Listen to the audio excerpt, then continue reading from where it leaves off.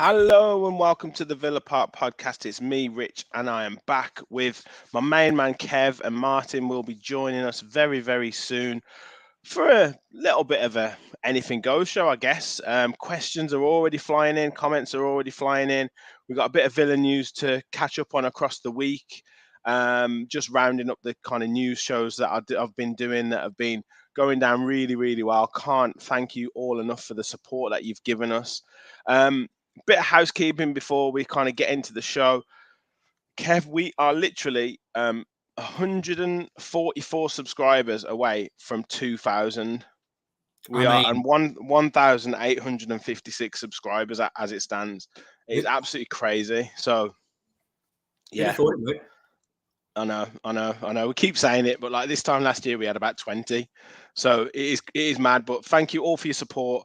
Please hit that like button as you're coming in. We've already got 30 people watching. If you're new to the channel, hit the subscribe button. We obviously do our live shows. We obviously do our roundup shows and talking tactics when the season started. I've actually got a show coming up with Gareth very soon. So loads on the channel. Do hit the subscribe button. Your support means everything to us and help us get to 2K. It'll be absolutely phenomenal. And if you do want to join and become an official Villa Park Pod follower, it's only $1.99 a month. I've pinned the link in the chat at the top, or you can hit the $ at the bottom. And as I mentioned that, I have got a special members-only competition. So we have 13 members as it stands. We're going to have this competition running for the next couple of weeks. So you've got a couple of weeks to join. And I have, from our friends at the Aston Brewing Company, I have 3 sets of the beer mat editions that I have taken my pictures. You'll love my camera skills here. You'll love a certain beer mat there, Kev. Mr. Leon Bailey, Leon's Lager. We've got Daly's Dazzler. We've got Brian Little. We've got the Scottish Cafu. We've got Conza. We've also got Melberg. We've got Martinez, McGrath, McGinn. We've got Yorkie, Rambo, what's his name? Forget his name, bloody hell. Alan McAnally, Ian Taylor. There's loads. There's absolutely loads there. We'll run it for, I think, for the next sort of 10 days or so. I'm away next weekend, so it'll be after I'm back after that weekend, the next live show. So if you want to be in a chance to win, hit that join button. It's for members only. As I say, you've got a great chance of winning. So join in and get being with a chance of winning. So literally $1.99 a month to become a member. All our content is free, but you'll just be helping us support us even more. So first of all, Kev, how you doing, man? How you doing? It feels like ages since we've done a live show. It does, doesn't it, mate? It does. I'm all right, mate, to be fair. Because you were gassing on for so long then, I thought I'd finish off the bit of cheese I was eating. So apologies if anyone thinks that is rude, but I'm sure we've got some cheese fans on the pod anyway. But just a nice bit of cheddar, you know. I just thought I wanted a bit of a snack. So yeah, mate, I'm all right. Can't complain. It's that weird time of the year, isn't it, where there's not much happening with football. So any little bit of news kind of keeps you going. Then all of a sudden, we feel like we've been waiting for July to come around for Monchi to get on board, and we're still waiting for a few things. So I'm still, I don't know. I think I'll be a bit more relaxed when it's Villa crazy a bit more regularly. But I'm hanging in there like I'm sure a lot of our watchers are. Exactly, yeah, exactly. It's felt like we could have done live shows. Obviously, we love doing it, but it felt like more of the kind of smaller scale videos, and then kind of round up the week. So when you put it all together, there's quite a bit of news that's happened. So we'll go through it all. But I've got a few comments, a few questions that we will go through as the show goes on. But first of all, the good evenings. Big Bloom's in the house. Evening, mate. Great to have you on board. Rachel's in the house. Great to have you. Scott, hi, mate. Great to have you on. Let's have a look. Fremo says he's in the house. Hi, mate. Gary says, hi, guys. Transfer news starting to ramp up now. Nice to have Torres, but we're more excited when we get the wingers in. Yep, definitely, mate. We'll talk about Torres as well, I'm sure. Michael, as always, in the house. How are you doing, mate? Tom's has asked a question, but he's in the house as well. Dora on tour is in the house. We're not having Brennan Johnson. He will come up in conversation later, mate. But yeah, I mean that's not going away, to be honest. That is not going away. Adam's in the house. Hi, Adam. Ethan, all right, mate. Great to have you on board. And Jam Jack, yeah, brilliant. We've already got over 50 watching, so please make sure you do hit that like button, guys. So let's start off with, I guess, the news that we already knew, but it was made official across over the weekend. Mr. Tielemans coming in and gave his standard interview. We've talked a little bit about him, Kev, but how excited are you to kind of have him through the door, and especially right at the start of the transfer window? Well, I think it's good to get a player of his caliber. Look, I think we've talked about this before, but he didn't have the best, particularly end to the season. But I guess with any relegated team, it's very rare that many of the players do have a good end to the season, and there's been some decent players that have been relegated. The classic example is always that West Ham team that went down with loads of people that went on then to play for big teams. Absolutely, Michael. Totally. Couldn't agree more. I thought you'd love that. I do love that. Yeah, it's good. And didn't that team have the likes of obviously Joe Cole in it and Jermaine Defoe in it? So it can happen. I don't think we can forget about Tielemans and what Tielemans has done in the Premier League. And for me as well, I mean, I don't see enough Villa players scoring from outside the box. It feels like since McGinn in the Championship, we haven't really had much of that happening. So he'll certainly add that. I think he's just a quality player. I've seen a lot of stuff out there where like Leicester podcast specialists have been talking about him and saying, he's got pros and cons. But I think with Emery, I think he'll fit in nicely into that midfield. So, but good to get someone on board. And obviously, someone else who's just come on board, Mr. Martin Leonard. Here he is, fresh from his trip to Birmingham. Just getting himself set up. Yeah, sorry, lads. It's hard being famous for all the schedules, Doing all his selfies at the airport and that. I bet he felt like a proper celebrity. Unbelievable.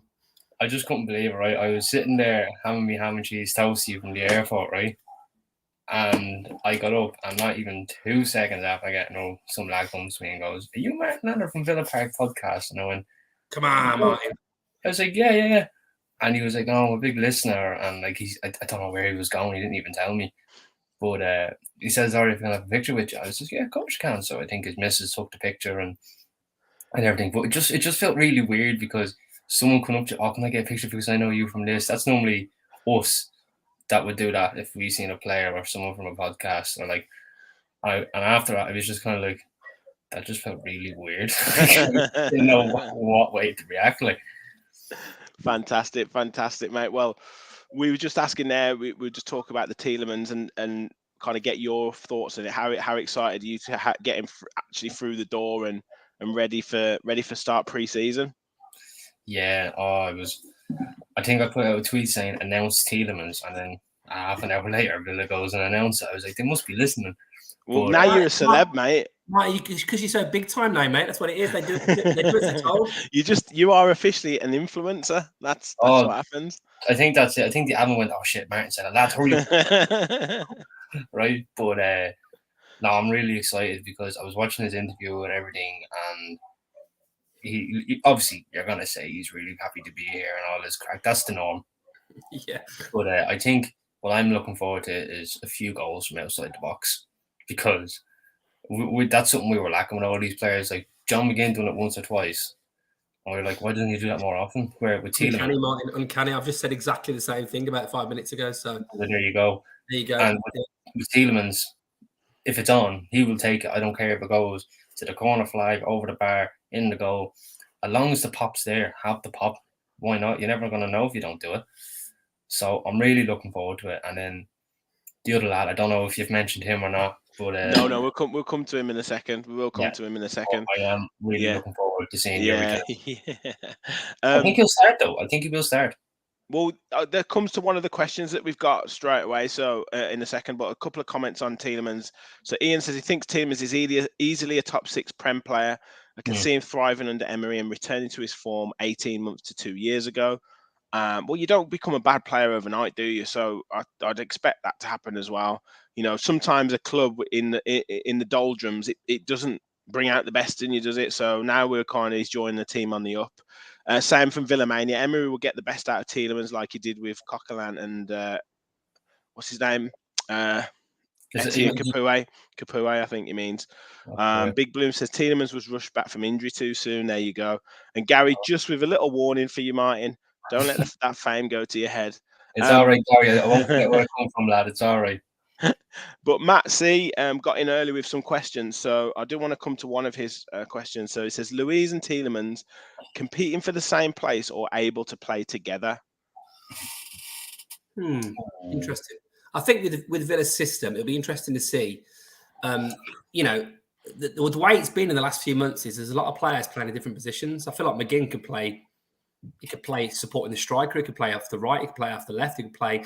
He's obviously, you know, he's played the 6 role, the 8 role. So McGinn's a great example of that. I think Buendia is fairly multi-use. So I think with the midfielders that we've got, they can generally play a number of different roles. Tielemans is certainly not your number 6. He's certainly not going to be your box-to-box, hard-tackling midfielder. It's whether he could play a wide midfield role or whether he plays in a bit more of a central position. It does feel like for me, it would be a Luiz or Tielemans type situation. But I wouldn't be surprised with Emery if he had something up his sleeve. Yeah. Martin, what are your thoughts? Do you think they compete or do you think they can complement? I have a weird feeling that maybe you could see Tielemans going into the role of like Jacob Ramsey was doing out on that left and kind of introvert himself as a midfielder. So maybe that would put Ramsey into a more free role in behind the striker, perhaps. Because I think he's playing that at the minute with the England 21s, isn't he? Yeah, well, we'll come on to that in a minute as well. Because so like maybe that could be a scenario. Because I don't think Kamara will be dropped because he is the number 6. Like, you know, Douglas Luiz would be an 8, and then I could probably see Tielemans being shifted out to a left as like some inside left forward player, and McGinn being on the right. It's a headache, but it's a great headache to have because how long have we been like, oh, we have a good starting 11, but then we've, with all due respect to some of them Villa players, like who's going to come on and impact the game? But now, if Tielemans is on the bench for a game because Emery might see, right, he's not suited to this game, but then if something's not working, he can go, oh, Tielemans. Yeah, it's a lot better than the depth, and hopefully the depth improves over the summer. Well, yeah. Hopefully. Well, look, all the best to him. He's going to wear the number 8 shirt. I know we had a bit of chat in our group about people who've worn the number 8, and obviously I mentioned players who weren't famous for wearing the number 8 on my video, but actually did wear it, and there has been a lot. There's also been a lot of shockers, hasn't there? Oh, we said, was it since Milner? Since Milner? Don't remember, there was 1 or 2, but like even at that, they're not remembered. Yeah. Jermaine Genius being one. I think if you picked a number of our squad positions since Milner, obviously they might have known earlier, and then it all went downhill, didn't it, for about 10, 15 years? Absolutely. I think you could find some shocking number 9s. I think you could find some shocking number 10s, some shocking number 5s. Yeah. I didn't know Robert Perez won number 8. That's how bad it went. Yeah, exactly. Yeah. No, there were some shockers on there, but look, hopefully he can be in more of the Gary Shaw, Brian Little categories than the Jermaine Genius categories, definitely. Yeah. Ian says he thinks Tielemans is not enough of a ball carrier given his lack of pace to take the role to be either on the left or right. So yeah, he is like a circulating possession, but he does play some nice passes. And like you say, he does like a longer shot. So maybe it's something slightly different, you know, particularly if you're playing a team that defends deep. Okay, so we are obviously hoping for some news this week. I predict maybe Wednesday, I think. I know a certain Mr. Torres, Pau Torres, is on his honeymoon. What's it? Loads of players are getting married, aren't they? Boubacar Kamara's got married. It's that time of year where they get married. Yeah. So, but you know, I know there's a few tentative Villa fans in this chat as well on the comments who, you know, they're not going to celebrate until he's actually holding the shirt up. But like I said, I do think that when journalists are reporting what they're reporting, it's usually 2 or 3 steps ahead of what they're reporting, in terms of what's happened. So I wouldn't be surprised if contracts or documents have been signed. Obviously, you know, that's even if they're holding the shirt, though, it still doesn't mean they're definitely going to turn up. But like John Mikel's a great example. Yeah, Remember? Yeah. Well, didn't we have next week? Didn't we have Adebayo holding the shirt? I'm sure Gabby said that. He had the photos. They were going to release the photos of the shirt, and then it got pulled the plug. Yeah. But yeah, I mean, again, how excited are you boys for this signing? Like, you know, I know there's been a lot of talk about it, but how excited are you boys? Kev, I'll come to you first, mate. Well, again, I've not seen huge amounts of him playing, but everything I've read about him, everything I've researched, the clips I have seen, I'm really excited. I mean, all the talk is he's one of the best centre-backs in the world. He was linked with Champions League clubs. He's good age. He's apparently technically meant to be absolutely brilliant. And look, we've said many times that centre-backs feels like it's our strongest position, with obviously Carlos's pedigree, although we don't know how he's still going to respond to, the recovery, from the injury. Really bad injury, obviously, that he had. Mings and Konza, not the best at the start of last season, but came back to be as good as they ever were, really, in previous seasons, and absolute quality, both of them at the back. So we were thinking, do we need to strengthen this area? Well, as we said many times, in Unai we trust, and if he feels like he needs to get someone in, does that mean something different for the system? Playing, I think a lot of people were worried it's going to be Mings or Torres, the left footers, but no reason why it can't be both in a creative system. If he's got the pedigree and everything I've read in terms of his progressing the ball, his forward passes, just the way he brings the ball out of defence and sets up play, I'm really excited to see it, because I still think that's been one of our downfalls as a team, really, that transition hasn't always been as quick as it could have been. It's certainly improved under Emery. But if we've got someone that's one of the best in the game at doing that, then I think that will really revolutionise how we play. Yeah. And Martin, I guess, we know how important those centre halves are. We've already seen for half of this season how important the centre halves are to Emery, and how he wants to set up attacks. And I think having like 3 or 4, obviously 4 now, high class centre halves, we believe, isn't going to be out of the ordinary for him. Like, there's the potential of Ezri Konsa playing at right back. There's the potential of, more games. The demands that are asked of these centre backs, they are going to have to rotate, aren't they? And this is what he's wanted. Absolutely. And just to touch on Kevin's, stats type of thing, I think for La Liga, I think he was like the top centre half for everything, his stats wise. And I think one thing I noticed that is through balls from centre half, he's the top in that as well. So it kind of goes to show he sometimes would look for a ball split and pass from where he is. And if you've got a striker like Ollie Watkins who runs in behind, and you're getting them balls in all day long, hopefully, we know Ollie Watkins is like, but hopefully he gets a few more goals now because of it. But with the games and then the demand of the games in the Europa Conference League, it's important to have 4 top centre halves, because then you can go to the Premier League and right, I'm going to rest Torres or Carlos and for this game because we're playing Luton or Sheffield United. I know disrespect to them clubs, but and then you go into the Conference League, right? Torres can start or Konsa can start with him just to give Carlos a rest, and so it's good. The depth is important. Like I touched on it, the depth is really important for this, amount of games. It's just less muscle strain, injuries, So if you've got that depth in 4 centre backs, it's perfect. Like I think the only team apart from us now is Man City who are stacked with centre halves, and it goes to show that having the rotational options for European football is massive. Yeah. And I just think, and also, I'm that excited for Pau Torres that I'm going to name my fancy team Kung Fu Powder. That's just what I'm doing. There you go. You've put your claim out there now, definitely. Matt, asked another question before. Can Mings and Pau Torres play in the same side? You did sort of touch on this, Kev, and like leaning onto that. Can we afford to drop Mings? We could play Mings left back. He's done it before.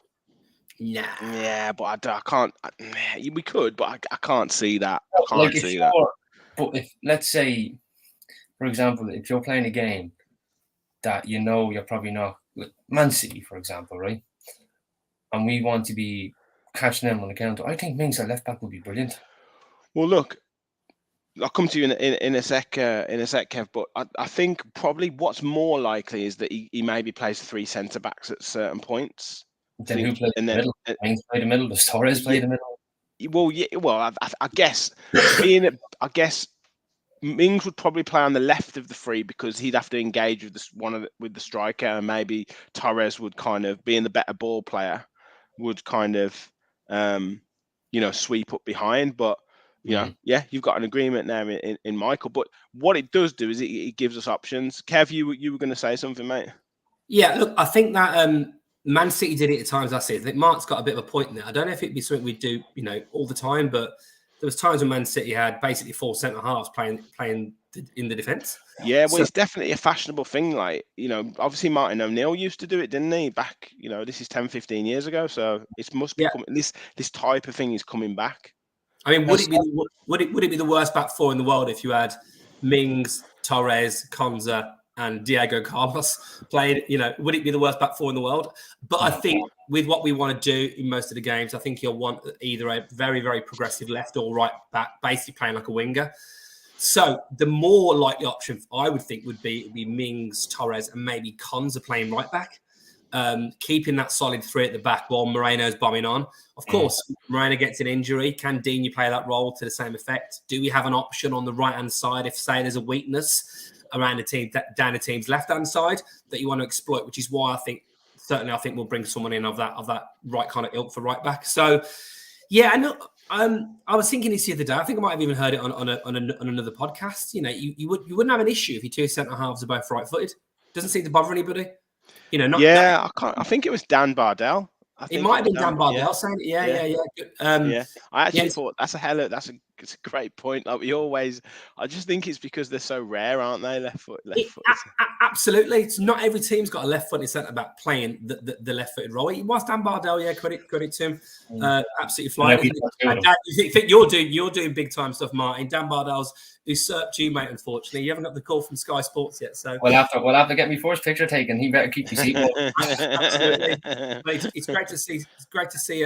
Midland obviously talking about all things Aston Villa as well on that kind of level. So fair play to him. Well done, Dan. But I mean, look, why can't you have 2 left-footed centre backs? It just feels like it's not something that you would do. So I think the thing is, and there's comments obviously finding about it. I haven't got a bloody clue what Emery's going to do. I don't know. I wouldn't be surprised if he plays 6 at the back and then 4 strikers and Martinez in the middle of the pitch, no goalie. Whatever he wants to do, he can do, and I'm sure it'll work. But I do think that obviously having someone like Torres, I think Martin touched on this, it gives us, subject to what Carlos's injury recovery is going to be like, some great options for a number of competitions. And I wouldn't feel like there'll be a weakness there, which is great. Sometimes when Chambers came in or Bednar came in, it was you're a little bit cautious, like we feel like Olsen. And the lack of pace, and definitely. Loads of comments coming. I have to go through them. So Villamania says signing Torres and we'll get another centre half, but no right back with how Emery wants Villa to want to play. It seems like the way forward. The editor says I hope we play 4-2-3-1 next season with Tielemans at Cam. Renewed RS. I'll come to your point in a second around the transfer rumours. So I will come to yours, mate. Tom's 1874. I did put this out before. We've only got 11 likes. I think I checked. We had 23 likes, but we've got 86 watching. So we've got nearly 100 people watching. So please, guys, if you haven't hit that like button, please do jump on and smash the like button. Help us spread the word of the channel. Gary says, what a stupid time to get married. Sign for Villa first, Pau. Exactly, mate. Exactly. The editor said, Simican, I've not heard of him, would be perfect for us at right back, a well-rounded right back that can also play centre-back. So we'd have a centre-back or right-back crisis. Konsa and Simican can help each other out. Never know. I mean, we have got Matty Cash at the moment. RN Jesus says West Ham played 60 games last season. Their lack of strength in depth showed with their league form. I'd argue we need another centre half. Yeah, well, maybe so. Michael said you were right about Mings. Renewed RS says I do think we start Mings' first game of the season, and it's his spot to lose. I would say so as well. Depends on pre-season, I'd say. Yeah. Well, obviously, and obviously injuries as well. Yeah. Yeah. Exactly. Gary said, "Who's the most important centre back, Torres or Mings?" Again, I think it's a massive credit to Tyrone Mings here, because the fact that I can say fairly confidently, I don't know. And Torres is one of the most sought after centre halves in the world, and Mings gets derided when last season he was pretty much unbelievable. Hardly remember a mistake. Speaks volumes because I don't think we know yet. I think hopefully they'll both be as important as each other, but the fact that it's not a clear Torres all day long is massive for Mings, I think. Yeah, 100%.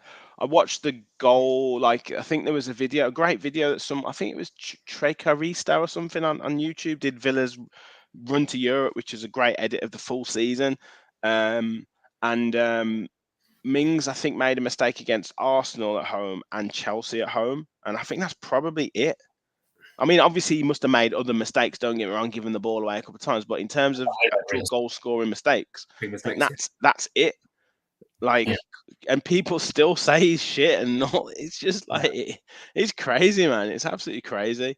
I think it's more important simply because I reckon not everybody that's a Villa fan that's on Twitter has watched Pau Torres, because I personally haven't watched a lot of them, but I've only watched them from Champions League games, like most of us would, and we know how he's performed. But I would say Mings is more important because he's been with us for so long, and Torres is coming in, and he'll have to fight for his place. I don't think he's going to be a shoo-in straight away.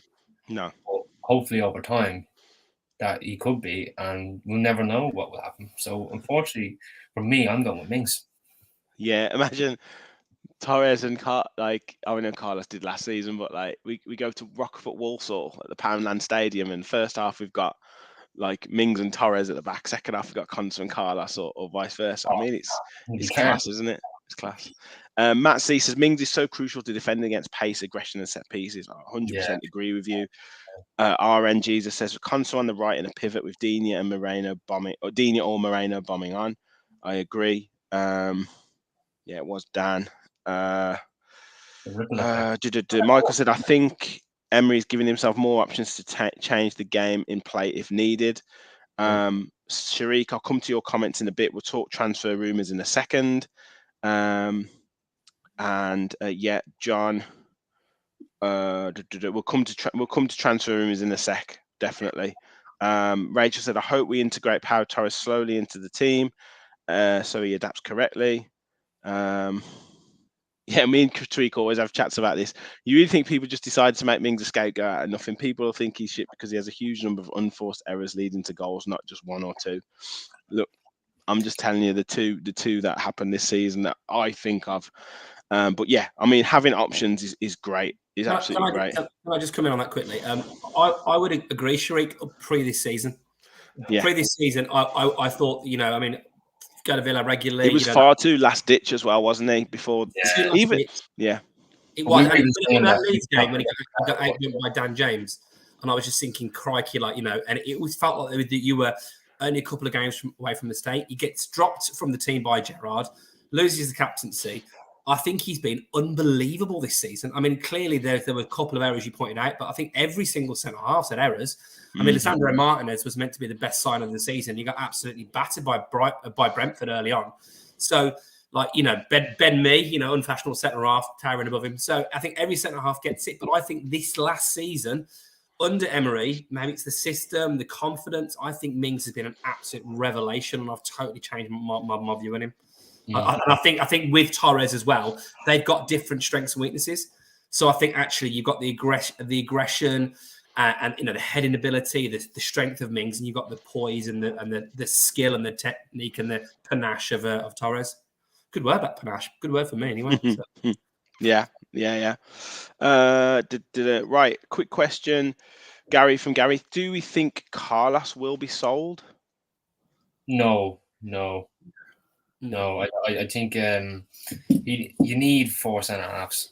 You do, because we're in Premier League, FA Cup, Capital One Cup, potentially the Conference League if we qualify. Plenty of games there. I think keeping the 4 centre halves is important. Good question, Gary, but no. Yeah. Well, I think Hawes and Chambers are around as well. I think they'll be the ones to go. Neil is in the house. Great to have you on board, mate. Evening, gents. If you look back at the inverted right-back theory with Unai, since his time at Sevilla, He's only really done it with Juan Foyt. Other right backs he had were right backs like Koch, Meunier, Bellerin, etc. Yeah. So yeah, I agree. I think I agree. I think he'll use maybe Konsa or a kind of converted centre back at certain games, but I still think he'll like to. Still think he'll like to get that balance of Matty Cash or another right back going forwards, because you saw it in certain games last season. Sometimes they'd shut off that left side. We were a bit too predictable, weren't we? So you've still got to have that option. Rich, I absolutely agree. I think Emery realised last season at times, particularly with the forward areas as well, where he didn't have the options that he wanted to try and change games. And look, absolutely fantastic that Moreno started as well as he did, because not a lot of players coming from a foreign league and adapt to the Premier League as quickly as he did. Yeah, his first game was a bit shaky when he came on a bit quicker than he thought of. When Dini got injured after about 10 minutes, and then he was brilliant. Probably one of our, you could argue, he's probably the best player of the second half of the season. So I think that I made this point earlier, and you're absolutely right. If a game has got a situation where there's a very, very strong right back you're up against, if Kyle Walker's playing right back, we're playing Man City, then or someone who's equally as strong for their team, and you want to be able to go down the other side of the pitch. I think Emery will want that, and he'll want the same situation where he might want to play 4 centre halves at the back, because I think he wants as many of a range of options to him, the master that he is, to be able to win each game. I've been meaning actually as well to go back and look back at some of our games last season, because just thinking about some of the performances under Emery and how we kept getting those wins, I want to maybe just investigate a little bit, what are the tactics? Because think about the Chelsea win and the Tottenham win, and all those wins where it felt like we weren't not battering this team, but we've just masterclassed it, and that's Unai ball, isn't it? All day long. Well, that was what a lot of the analysts were saying. Like, we were overperforming our XG or our performance, and we were kind of giving away chances, but we were really clinical, or we were creating really good scoring chances that were allowing us to kind of win the games. And in particular the home games, we were scoring so early that we then had the lead to sit back on. I have got to get in the comments. We've got over 100 people watching, which is fantastic. So please, if you're new to the channel, hit that subscribe button, hit that like button. If you do want to become a member and join in and become an official Villa Pod follower for just $1.99, easy for you to say, and then please hit the link at the top. It's pinned in the top of the chat, and you will be entered into a prize draw to win from our friends at Aston Brewing Company the full set of the Aston Villa beer mats, as displayed here with my phenomenal photography skills. Oh, look at that! Yeah, pride of place. If they're watching, obviously they will look at that palm grab one. They're probably clickbaiting the link right now at the minute. Yeah, hopefully. Right, some more comments, and then we will get into transfer rumours. So I think Mings has done well in the structured system, says Rachel, whereas before there was no structure, so it was haphazard and last ditch. 100% agree. Renewed says, I think even before Emery, Mings was cooking. The second Gerrard stripped the captaincy and dropped him, he looked brilliant. Villamania saying, if we sign another centre half, then Carlos goes on loan potentially. Carlos may be struggling to get over that injury, says British Mick, and makes sense. We are looking at so many centre backs. CC in the house, we aren't going to actively sell Carlos unless something unexpected comes up that makes sense to Emery. Yeah, definitely. Renew says he doesn't think Moreno is good enough at defending for us to have an attacking right back. Maybe. I think he's always been like that, and every team he's been in, that the left back always bombs on and the right back shifts over. Well, to be fair though, Neil's saying that's not necessarily the case. It's only really been the case with Juan Foyt. So, Bellerin was an attacking right back, wasn't he? So, Ian said the club repeatedly claims that Carlos is very important with the club going forward. Yeah, well, as well as that, that's a bit of political as well. If we are potentially open to offers, then you would keep bigging him up to kind of keep his price high. I wonder if Moreno could be converted to being a winger type of player, says CC. He'll definitely keep attacking. Where have we got? Oh, T1's in the house. Hello, it's been a while. Hope everyone is doing well. Great to have you back, T1. Great to have you back. Nigel says, only way Mings can be left out is if Carlos' fitness is up to scratch. Don't think Konsa Torres will work at all from an aerial physical standpoint. Yeah, I agree. overperforming is hilarious. We're performing full stop. Neil says, give me that beer, Matt. There you go, mate. What's Irish? We think the name. What was it? We just saw the flag. Yeah, and Sharik, thank you so much for your super sticker, mate. Keep up the good work on the channel. Oh, it's great, mate, and it's brilliant that you comment with, debate. We don't mind if people disagree. We always disagree between each other, so that's fine. Right, okay, so let's get into some transfer rumours.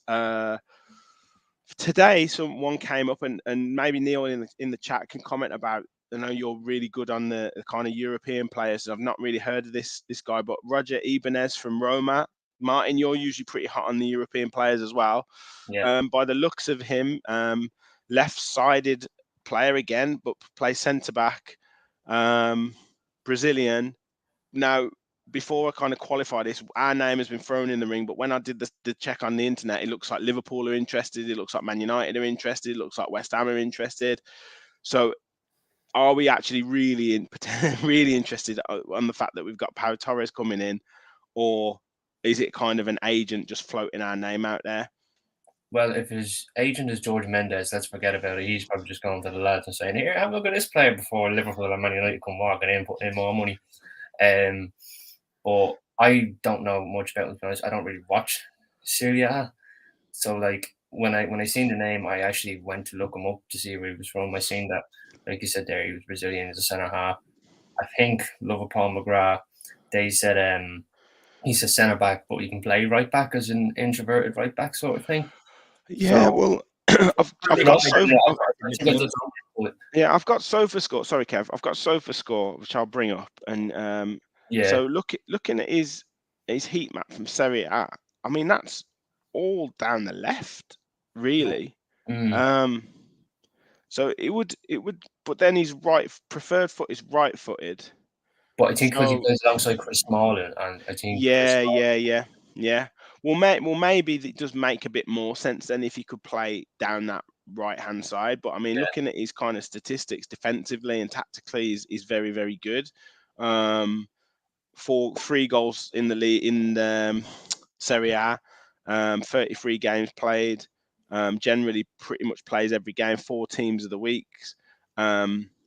Passing, his accuracy in his own half 93%, which is expected in the Italian league. 78% in opposition half. Obviously, doesn't make too many passes in that, but overall 88%.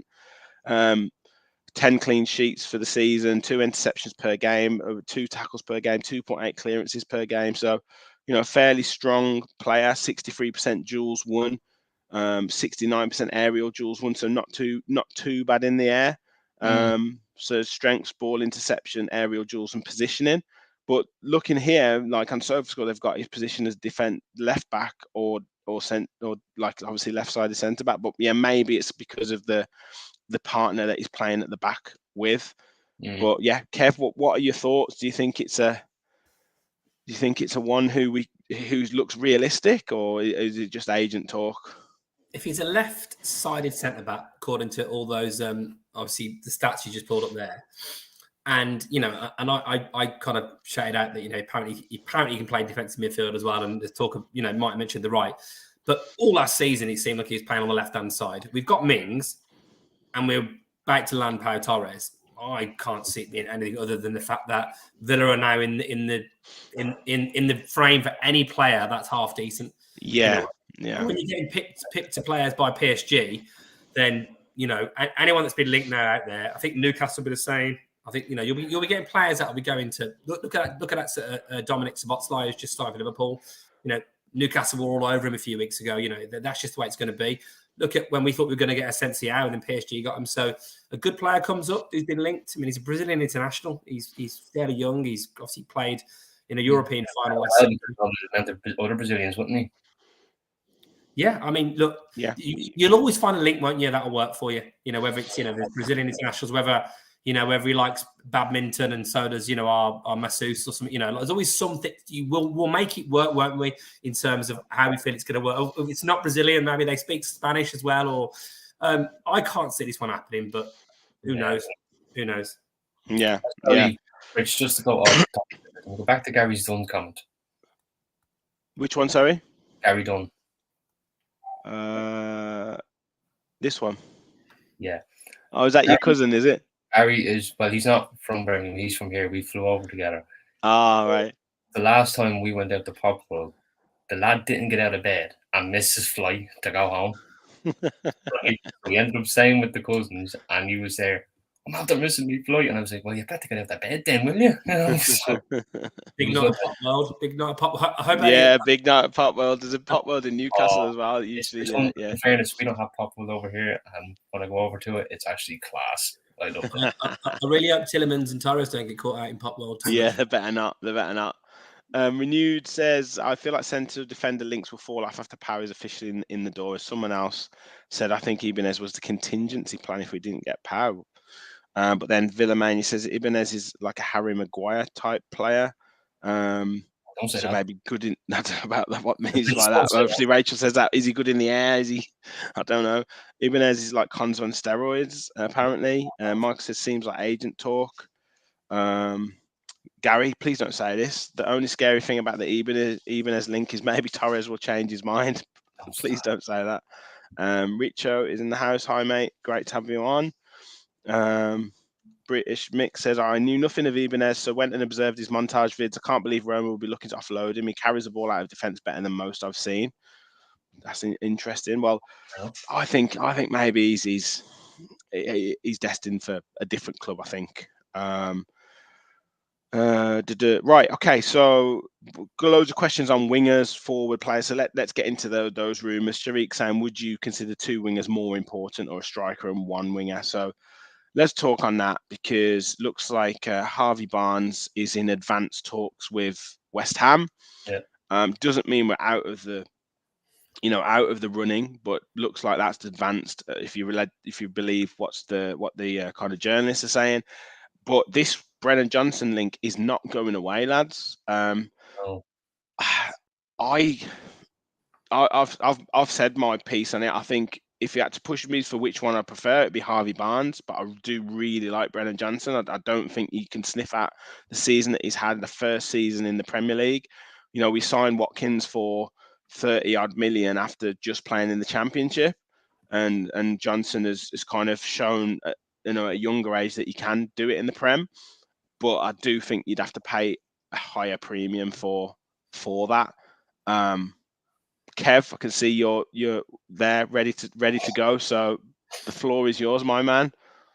I think Johnson's had a good season, but I don't know whether I'm convinced by it. So I know you're a big fan. I know you're a big fan, and there's been times I think with Johnson where the way they played suited his style of play. I.e., they're all of a sudden they're on the counter attack, and Gibbs White feeds him in, and he's got his pace to get away. How often are we going to be that team this season? You know, we finished 7th last year. We're going to strengthen. I think we'll be needing to make the play a bit more rather than being on the counter attack, unless we're playing a Man City or someone like that. So I don't know. He's clearly a decent player. He scored some goals. He scored 8 Premier League goals, 10 in total. I don't know. I just feel like someone like Harvey Barnes, a bit more established, a bit more of a track record. And I think that's the kind of player. It feels like Johnson would be the kind of player you'd buy maybe a season or 2 back. But where we are now, I think I'd probably want someone a bit more pedigree. If you look at some of the other links we've had, we obviously had that Williams from Bilbao, real top quality people coming in. You look at Tielemans, look at Torres. Is Williams? I mean, Williams is 21, but Johnson is 22. Would Nico Williams be a bigger risk than Brennan Johnson? I don't know. I guess he's just a bit more highly rated, isn't he? He's been, played in the Liga for a bit longer, and I know what you mean. You could probably argue the same point, and who knows? Johnson might go on to have a better career.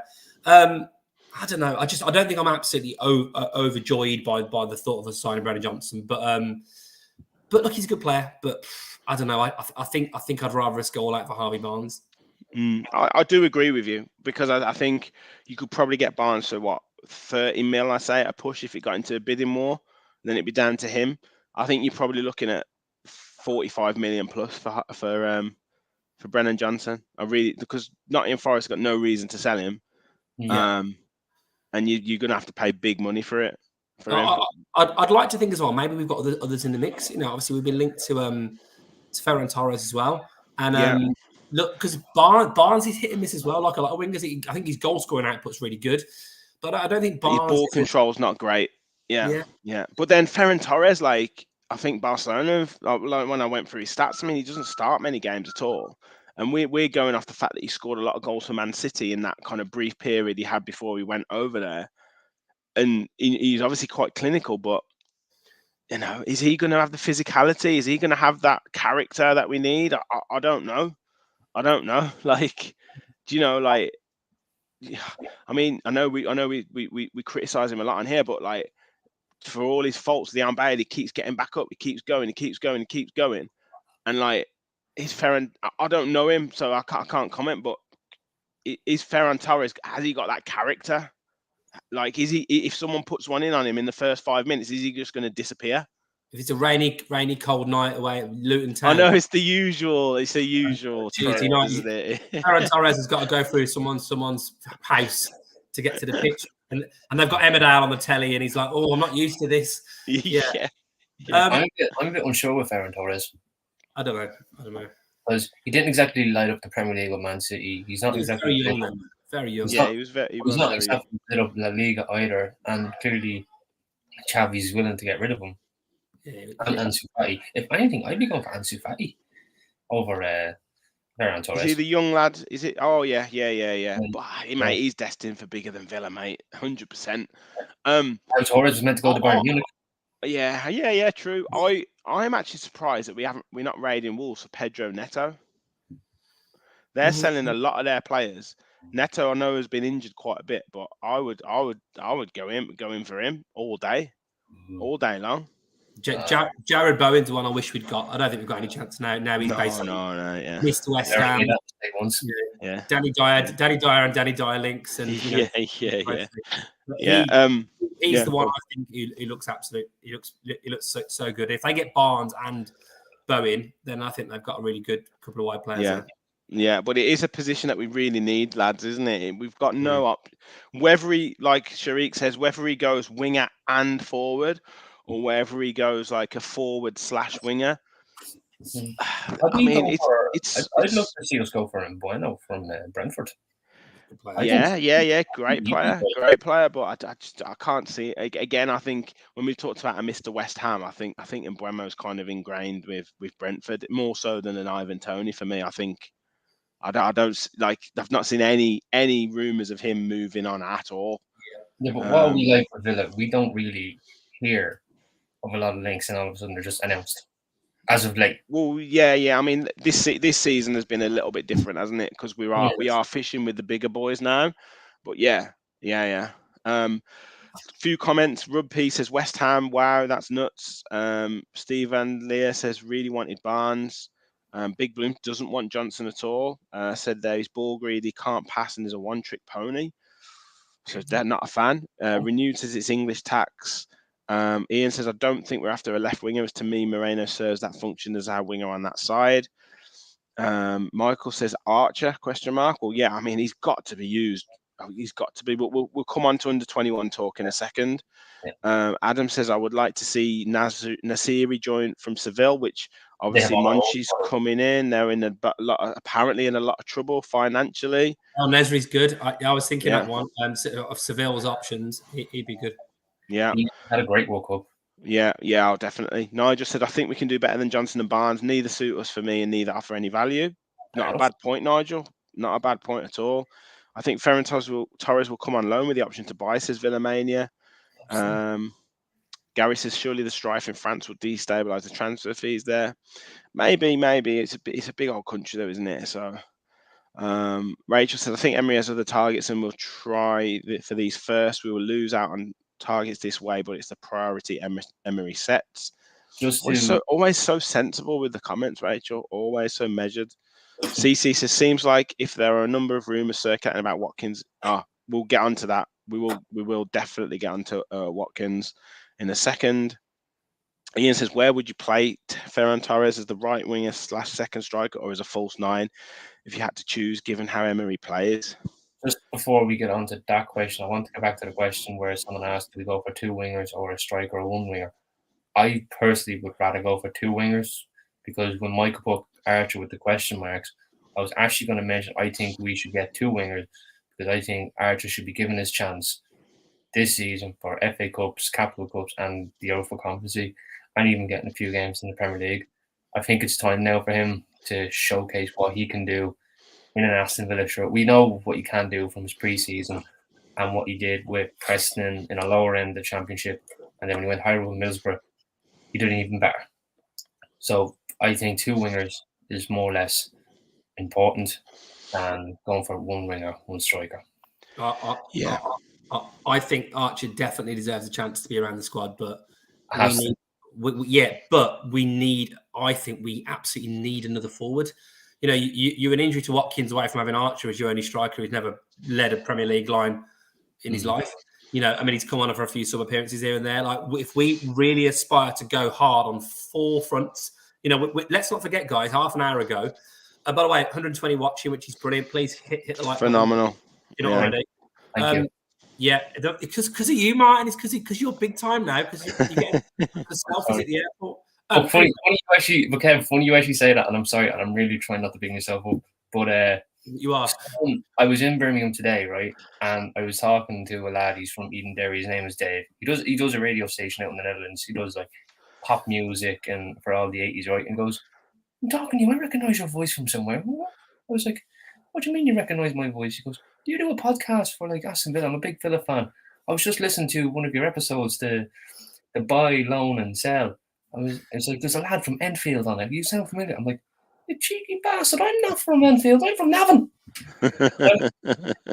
and he was just laughing. But we had a great chat, and he was talking about his days of going to Ellen Road in the 90s when Tony Yeboah was playing with them and the atmosphere, and he was a nice man. And if you're listening, Dave, when you're on your Spotify, because he only listens on the Spotify.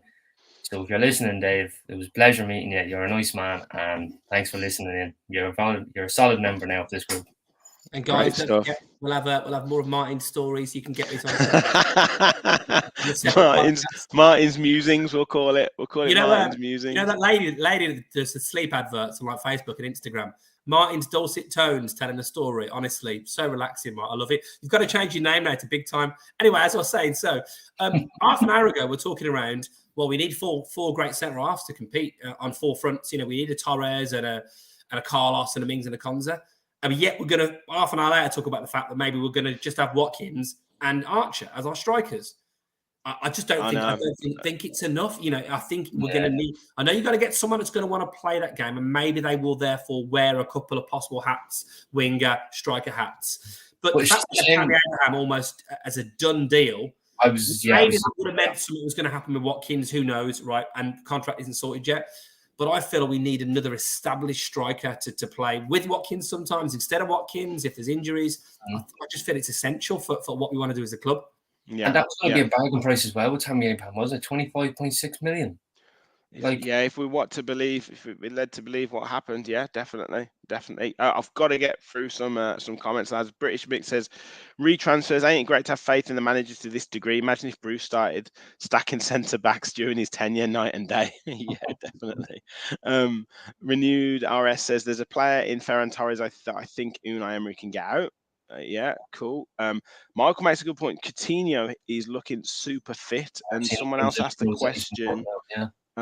Someone else asked the question. I'll just try and find where it was. Someone said, "Do you think we sell him?" But no, it hasn't been asked already. Devil CW. Do you think Coutinho could be sold this summer? Heart no, head yes. I'd love for him to show under this Emery system. He's looking pretty good, wasn't he, when he got back into the team? Yeah, I'd love for him. Against Arsenal. It's not that old. I'd love 30.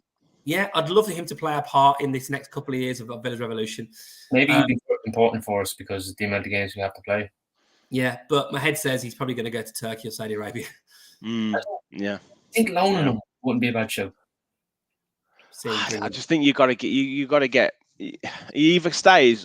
For me, either stays or he goes permanently. Like I don't, because he's going to go on loan and then he'll go anyway. So yeah, true. But yeah, he's definitely looking fitter, and he hasn't had a proper pre-season under us, has he? No. To be fair to him, he's always been stop, start. So, you know, you'd hope. I mean, there's got to be a player in there. He was a player that's got interest for that long period of time, didn't he? Yeah. Like Super Bowl was, unfortunately, was disallowed, and he was heartbreaking by it. A lot of little injuries. Kept stacking them up, didn't he? So I think watch his space with Phil. I think watch his space. Yeah. Just H says, I think Cameron Archer's a very similar player to that Brennan Johnson, and in the Championship he has better stats. I don't disagree, mate. I don't disagree. Let's have a look here. People saying Neto wasn't great against England today, but I just think he's always played well against Villa. How many players play well against us now? Yeah. I know. Rub agrees with you, Kev. We do need a striker, even if we keep Archer. And then Ethan says we have to have 4 homegrown minimum for Conference League. We only have 2 available. He's going to have to stay, isn't he, around? And then that could be. I have to stay. Yeah. Michael now agrees with everything that you're saying, mate. You're the new favourite, not Kev. Because he's big time. No one's asked me for a selfie yet. That's why. Yeah. Sorry, Kev. Big boost to Phil now. Yeah. Joshua says we need a striker, but who realistically can Villa get that's available? Come on, Joshua. We can get someone. We're Aston Villa. We've got Pau Torres. Jonathan David. He's gone quiet. We could get someone, couldn't we? Listen, I think there's a point there that is to get a top striker. How easy is it to get that if Watkins is going to be our main number 9? But I'd like to think Aston Villa could bring someone in, with the project that we've talked about. If you can attract Pau Torres away from Bayern Munich, then you can attract maybe a younger striker who's got a bit of a name already in the game to come to us. What about what's his name? The guy I put it out there on Twitter a few weeks ago that's gone really quiet. The guy who were after on a free for ages in January. More pay. No, man. In January we're after. What, Simon Rondon? The one from no. Grant Holt. He'd be great. Grant Holt as well. Yeah. The one from Lyon. Oh, Dembele. Yes. Yeah. Actually, no one's going with him at the minute. That's what I mean. Maybe that says something. Why is no one he says a lot that no one's going for him. I think Everton were potentially interested. There you go. Look, the guy from Lyon. I just think part of me thinks as well. Like, I know Greg Evans got a lot of criticism on, and I'd actually watched it as well. And I don't think he was too bad, to be fair, but. He's saying that Villa do have to be careful of treading the line with FFP, and kind of how it's managed, and potentially make sure we sell someone to kind of make sure that money's coming back in. But Tielemans on a free, obviously great business. Kamara on a free, great business. Does he go for a wide player and pay a transfer fee and then supplement that with a Moussa Dembele on a free? Mm-hmm. Look, I don't know the ins and outs of FFP. I listened to one person talk about it, and apparently we're absolutely fine because the Jack money, the Carney Chukwuemeka money, target, we haven't spent loads bringing in. We've obviously got higher league position, qualified for Europe, all that kind of stuff, right? Better commercial deals. So I don't think we were in a position where we can go crazy. But if we've apparently got a transfer war chest, as they like to call it, of 150 to 200 million quid, then I don't know. But where's Houlihan? Houlihan would be a good one, I think that. Yeah. Benny McCarthy, that was the one, wasn't it? Always Benny McCarthy. Good finisher. I don't know. I don't know the ins and outs of FMP. I don't know all the different considerations, but I don't think it should restrict us. However, that being said, if you spend big money on a few players, then potentially where we're at in our progression, a couple of that Mounier link, obviously the Belgian guy plays for Dortmund. Yeah. Someone like that, maybe as almost a slightly younger, more better option of an Ashley Young type player. Bit of experience, cheaper option, fills the squad out like a Chambers was, like a Dendoncker was. So I wouldn't be surprised if we got a couple of cheaper options, but yeah. I don't think our spending has stopped, and the way teams are negotiating deals, and we're paying 30 million or 30. Up to 35 million on Ferran Torres, but I think we're spreading it over the course of the 4 or 5 years. So that's how teams are doing it now. So yeah, I don't think that the money situation is bad, but I just think if we went in and got let's say we got a Brennan Johnson or Ferran Torres or whoever for upwards of between 25 and 40 million, then you could understand then them going for a Moussa Dembele on a free. So yeah, I don't know. Yeah, I don't know why I'm not moved already. Sorry, it's not a bad show. Yeah.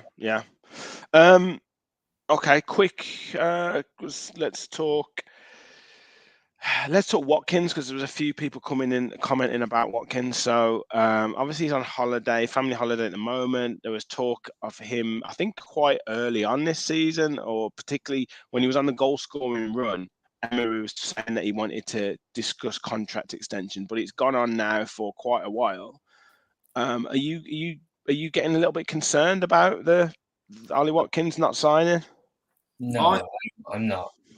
I'm a little bit concerned purely because, he's look, he's apparently he's an Arsenal fan. I don't think he's going to go to Arsenal because of, I don't think that. But if Kane goes to Bayern Munich, Spurs are going to need a striker. If Man United are not getting Kane, they're after a striker.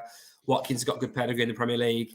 I can just see him being someone that will be on someone else's wish list, and it's how much he's wedded to the Villa project and being the main man here versus trying it out in the Champions League with Man United or going to London. So I do think he'll sign a new deal, and I do think he'll stay, but I wouldn't, while it's still not signed, then I wouldn't be surprised if something happened. I'm not worried at all, because when I first seen it, it was when it was like near the end of the season. But he said he wanted to just focus on this run and the end of the season and his holidays, which is fair enough, because the last thing you want to be doing is talking contracts when you're on a good run with the team, or even a bad run with the team. So he wanted to just concern with the playing time, the run, and then when his holidays finished, he'll probably talk about all that crap, like John McGinn did when the season was finished after his internationals. He pretty much got it done straight away before he went on holidays. Some people do it differently. Watkins wants to wait maybe till after his holidays to do all that. And there's no issue. So I'm not concerned at all. I don't think there's not even been any source around saying, oh, Man United are after Ollie Watkins and Arsenal's after Watkins, or Spurs are going to be after Watkins. So I'm not concerned. It's the same with Emi Martinez. I know he's no contract extension at the minute, but only little shitty sources that are saying, the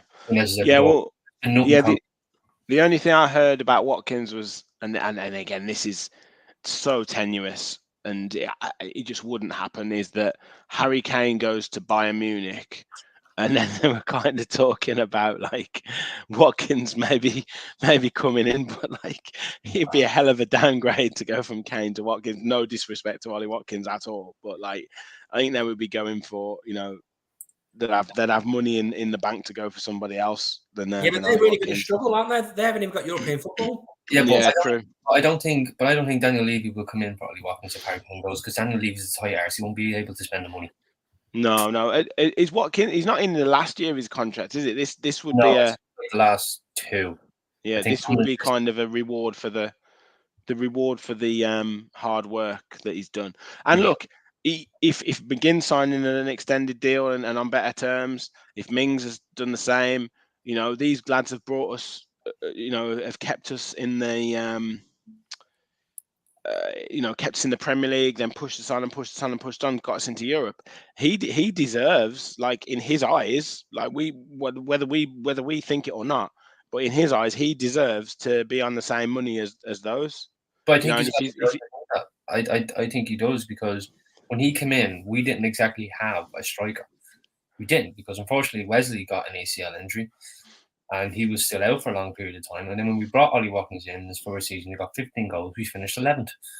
And that was just the difference between the year before with us scraping, staying up because we didn't have a striker, to getting a striker who scored his 15 goals and bang, we sit 11th.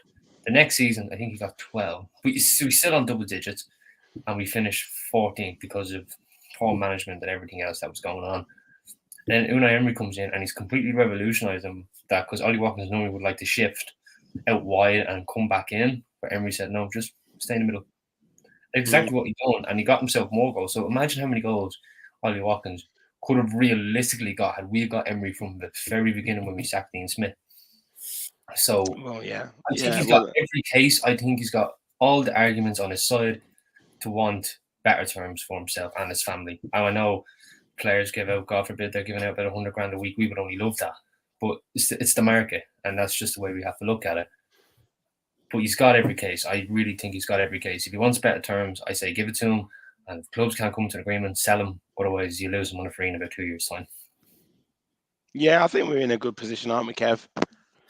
Yeah, I think with a lot of our players, we've got sensible contracts already sorted. We're not leaving it too late. We're not left in a situation where, look at Leicester this summer, the amount of players they had, which were, that they basically had no choice but to sell them or to let them go.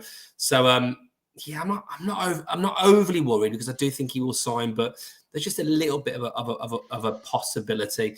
And hey, like I said earlier, maybe if Abraham had come on board, that would have been that because Watkins was going to go. Who knows? Yeah, who knows what's going on? All the machinations of football clubs and what goes on behind the scenes. It's like what you said in the group chat. Where we see things of people that are reporting, but normally they're 2 or 3 steps ahead. Could be that case. Yeah, and look, it doesn't do Ollie Watkins any harm to have this taking a little bit more time. Potentially other deals going on and other clubs maybe looking to make a move for him.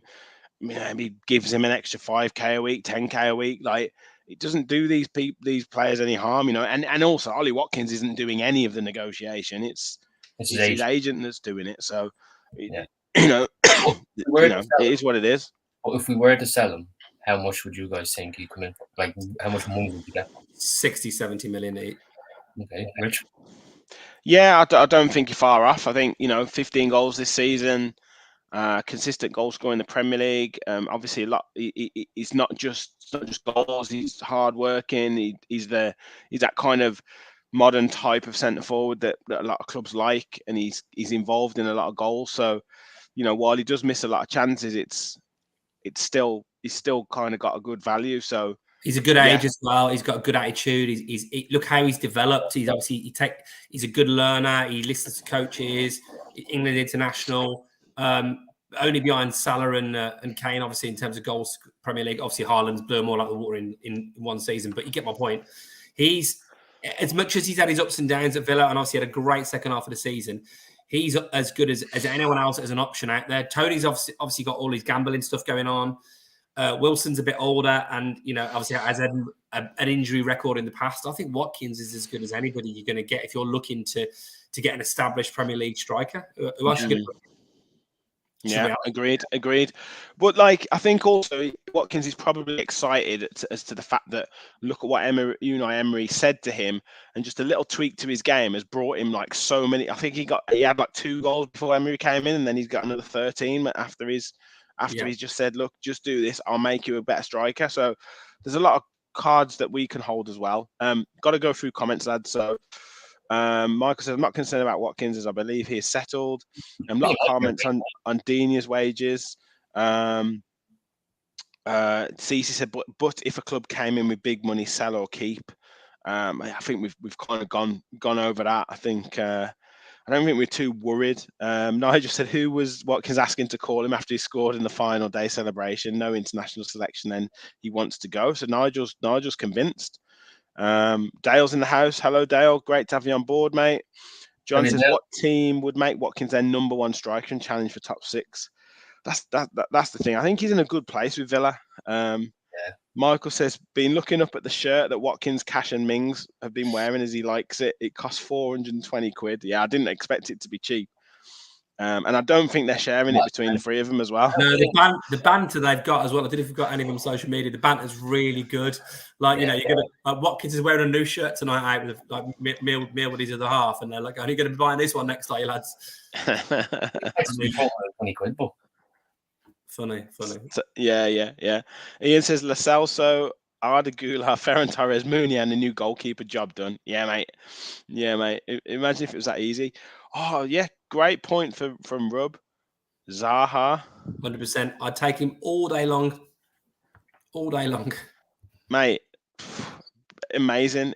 I know he's had a lot of grief at Villa, but I really do think we would take him to heart. We would take him to, like, it's kind of that love-hate. But like, as soon as he's playing for you, you'd be like, this is our man now. Like, and well, he's a guaranteed goals. I know you're a secret Crystal Palace fan as well, Martin. But come on, you've got to look. Martin's annoyed. Martin doesn't want to weaken Palace's team.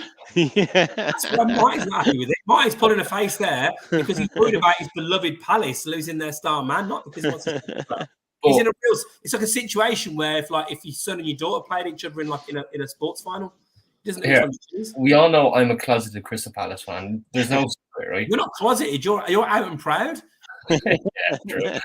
Slightly a little bit, but because I watched him, Zaha was a bit like John McGinn when Jared was around. He's either in the game or he's not.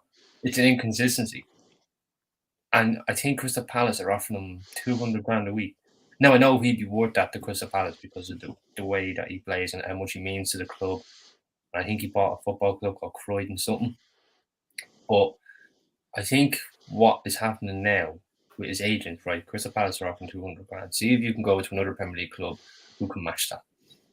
And with all due respect, I think Zaha is a great player. I do. At the same time, he's fairly inconsistent. But to go and pay him $200,000 a week at his age, I'm not having it. He had an injury hit season last year, didn't he? The only player we offered $200,000 a week was Jack Grealish because we wanted him to stay. Yeah, he got. Other than that, we wouldn't be offering players $200,000 a week unless we were in the Champions League and winning the leagues. Season 21-22, season before last, he got 15 goals. Yeah. That season was. Yeah, I mean, he'd be 31 in November. You're all right. He's been offered a big bumper contract by Palace. He obviously loves Palace. He left there when he was young, didn't work out at Man United. I feel he's got a move in him. Whether that move is, he's been linked with PSG as well. Whether that move is to a Champions League club, probably. But I think he's got the Premier League pedigree that I think if you could get him, you'd get a real boost to your team if he stayed in. But you know what's funny though, right? Someone had made a fake Zaha account for saying that he's leaving, doing whatever, and you've probably seen it, Rich, because it was in the the Brush United Council page. Yeah. Did someone put it up and she, this has to be fake, this has to be fake, and then she realized it was fake, and we were all laughing at her. It was just brilliant. But do I take Zaha personally? Kevin, I think you touched on it there. I don't want him to come to us because I want him to stay at Palace. There we go. Just before we finish off and just go through people's questions as well, I do want to say, like, we've got well over 116 people watching. I think we've hit like over 120 at one point. So it's absolutely phenomenal, this show tonight, and so many comments coming in. If you haven't already though, please hit that like button. It really helps spread the word of the channel. We're on the road to 2K. I think we are just over 100 subscribers now away from 2K. So you'd be doing us a huge favor if you do hit that subscribe button. And if you do want to become a member of the Villa Park podcast for just $1.99 a month, and we are doing a special members prize draw in the next couple of weeks to win these fantastic beer mats from Aston Brewing Company, then please do click the link that is pinned at the top of the chat and follow the instructions to become an official Villa Park pod follower. Lads, we had news today. Obviously, England under-21s won and got through to the semi-finals of the European under-21 Championship, but sad scenes at the end of the game. Jacob Ramsey hobbling off on crutches. Yeah, I saw that.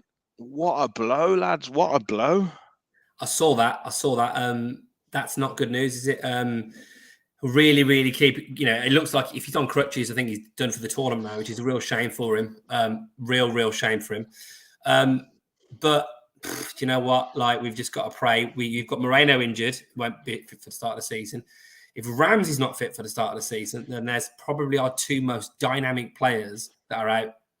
And they are the two players that are on the front foot, taking the ball forward. So, yeah, look, you need a squad, don't you? We keep talking about that. And maybe that will mean that we'll go into the transfer market for someone else. This is the first I've heard of this now because I was on the plane when the game was on. So You were probably getting a selfie with someone the moment he was getting clapped. I'll just have a look to see if basically I think the manager, what was the manager? It's Lee Carsley. He said that they're going to have a scan, or they're going to look at it. It's a bit numb and there's a bit of soreness. Now, look, most players do, go on the crutches and they wear those protective boots straight away. As a CC said there, a preventative measure. Sorry, Kev, I know you pressed that. They definitely do that. So it could be just a not playing for the rest of the tournament, and just a couple of weeks rest and he should be all right. I'm sure that I think Villa are back in pre-season this week, so I don't. Obviously, he's not going to be. He's going to be given longer to recover. So. Yeah, so it's just one of those that you don't want that kind of niggling around, do you? No. So it's just not good. It's funny how it's an Irishman making the English play better. Hey, he's not really but yeah, I mean it's one of those. It's one of those, isn't it? Tielemans, we got Tielemans into cover. Is it Brummie Lee Carsley from Birmingham? Yeah. Irish. I mean, he's as Irish as me. I'm a Brummie. I'm Irish honour, because of me ma. Me ma's from Cork. Yeah, getting me passport soon, so I am. But yeah, no, you have to work on the accent though. Hey, I'll have less of that, Richard. Throw an Irish accent again, please. Jesus Christ, lads! I can't believe he's saying this to me. Dale seems to think Goncalves is incoming. Come on, Goncalves, please. But does Dale know something we don't know? Is that just wishful thinking? Must be wishful thinking. I did want to go through one or two last questions. Matt C asked right at the start of the show before we actually start. Any chance we get kicked out of Europe? Not now. We've reduced the stake in Victoria Club. I think that was the one thing. I mean, I don't think we've really considered this, but I think obviously they're in the Conference League. We're in the Conference League, so you're not allowed to do that. So I don't know whether that's a temporary measure until we become so big time to get Europa League or Champions League, and then they'll increase the stake again. But it seemed like out of nowhere, we reduced the stake in that club, and everyone was like, "Oh, right, what's that mean now for the owners? Are they pulling out and everything?" Clearly, the rumours start swirling, but I do genuinely think it's because of the European Conference League thing. So no, I don't see any reason why we'll be kicked out of Europe. I expect to see Brighton doing the same with whatever club that they've got. They've got, and Gary said, "Are we seeded yet?" Well, it's not official yet, but I think Juventus are going to be suspended from European competition for a season. That's kind of died down, though, hasn't it? Yeah, I think it was just because they haven't had the actual meeting yet to confirm it. Right. But I think it will happen, and then Fiorentina will come in below us, which is really weird. It's because they lost this final. Yeah, I know, but you just think getting to the final would be like would still give them a better coefficient. But look, it is what it is. Knowing our luck, we'll draw them in that playoff round. But I do think there's other kind of like permutations that stops like a Villa from meeting a Fiorentina. Like I think they like even do something with the seeded and unseeded pots and stuff. Potential of Aston Villa meeting Shamrock Rovers. Yeah, that'd be brilliant. That'd be absolutely brilliant. It would be brilliant, but I'd be slightly torn by it. Yeah, because I support the two clubs. What would happen, Martin? What would happen, Martin, if they invented a new type of football match where Crystal Palace, Shamrock Rovers, and Aston Villa all played in a three-way? What would you do there? What would happen then, Martin? I plead the fifth. Yeah, good. Yeah, but we find out. I think there's actually Europa Conference League ties this coming week, or maybe the week after next. I think the first qualifying rounds. The 7th of August, isn't it? No. But there's the draw for the playoff round is the 7th of August, but the first qualifying rounds are in the next couple of weeks. Yeah. A lot of people saying that. Rachel saying the fear is Rapid Vienna. Someone there's reports AVFC US is saying that Emi Martinez wants to go to Man United, reported by Tim Vickery on Talk Sport. Oh, they go away. They waffle. Don't know about that. Okay, boys. I think that's about it, to be honest. Gary just asked a question, and we'll probably finish on this. Okay. Do we think we've had the best start to the transfer window? Yes, absolutely. Up there. we announced it with the same day as the Champions League final. Tielemans was coming. We couldn't officially put him in Aston Villa shirt or anything to do with it until July 1st because he was still contracted with Leicester. Then now we've gone and got Pau Torres, and he's going to come in after his honeymoon. I think we've had the best start. Us and Liverpool are on par with each other. Well, yeah, I was just about to say Liverpool. Yeah. Because they've got 2 decent midfielders in McAllister and I'm not even pronouncing your man's name. Slobbersley. Yeah.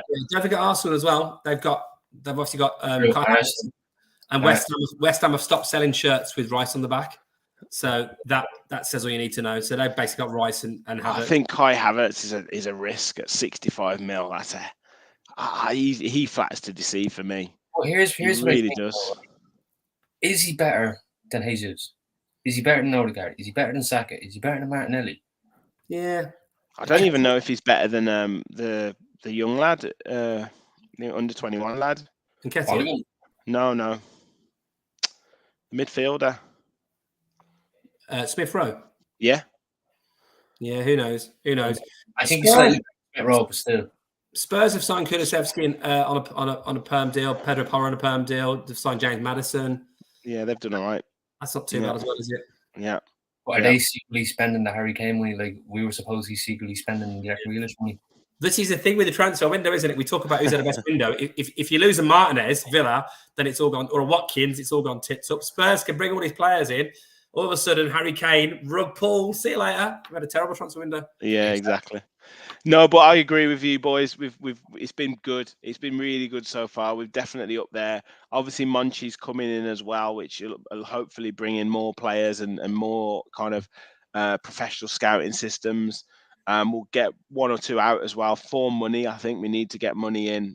Like I say, we need saleable assets. But yeah, hopefully Pau Torres in this week. I think he'll be confirmed, like I say, Wednesday or Thursday, and then 1 or 2 others before the first friendly of the season. Lads, it's been an absolute pleasure having you on for a live show. It's like I said, it felt like ages since we've did one. Over 100 people watching, over 120 people watching at one point is phenomenal. Yeah, thank you so much for all of your comments. Thanks you everyone for tuning in. Please hit that subscribe button. Please hit that like button. Help us on the road to 2K.